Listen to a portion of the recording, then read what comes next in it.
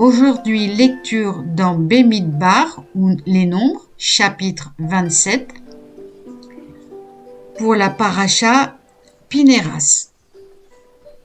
Alors s'approchèrent les filles de Sélophad, fils de Hépher, fils de Gilad, fils de Makir, fils de Manassé, de la descendance de Manassé, fils de Yoseph, lesquelles filles avaient nom Mala, Noa, Ogla, Milsa et Tirsa.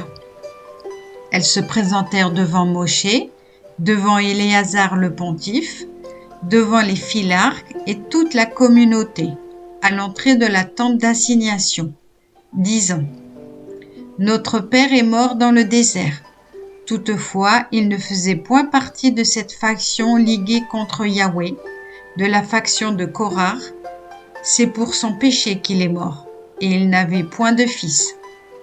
Faut-il que le nom de notre père disparaisse du milieu de sa famille, parce qu'il n'a pas laissé de fils ? Donne-nous une propriété parmi les frères de notre père. Moshe déféra leur cause à Yahweh. Et Yahweh parla ainsi à Moshe. Les filles de Sélophad ont raison. Tu dois leur accorder un droit d'héritage, un droit d'hérédité parmi les frères de leur père et leur transmettre l'héritage de leur père. Et tu parleras en ces termes au Béné Israël. Si un homme meurt sans laisser de fils, vous ferez passer son héritage à sa fille. S'il n'a pas de fille, vous donnerez son héritage à ses frères. S'il n'a pas de frère, vous donnerez son héritage aux frères de son père.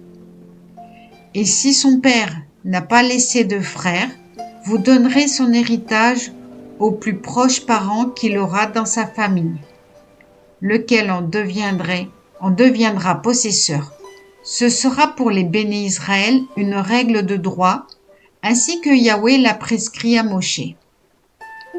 Yahweh dit à Moshe : Monte sur cette hauteur des Abarim, pour contempler le pays que j'ai donné au béné Israël.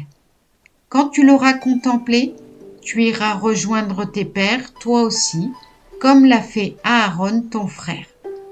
Parce que vous avez contrevenu à ma parole dans le désert de Sin, lors de la querelle soulevée par la communauté, au lieu de faire éclater devant eux ma sainteté, par les eaux, ce sont les eaux de Meriba Kadesh, au désert de Sin.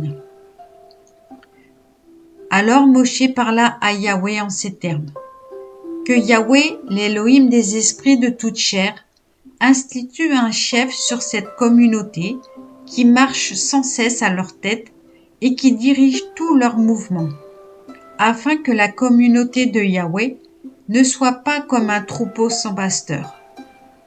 Et Yahweh dit à Moshe : Fais approcher de toi Yahushua, fils de Nun, homme animé de mon esprit, et impose ta main sur lui.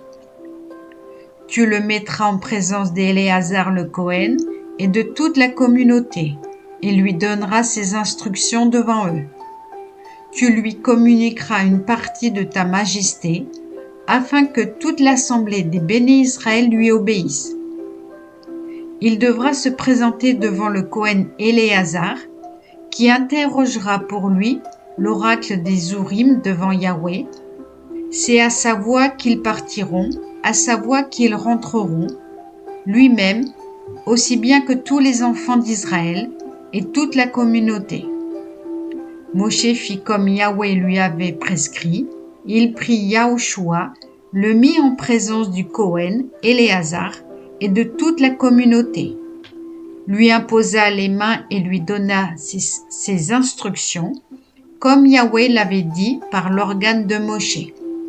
Amen.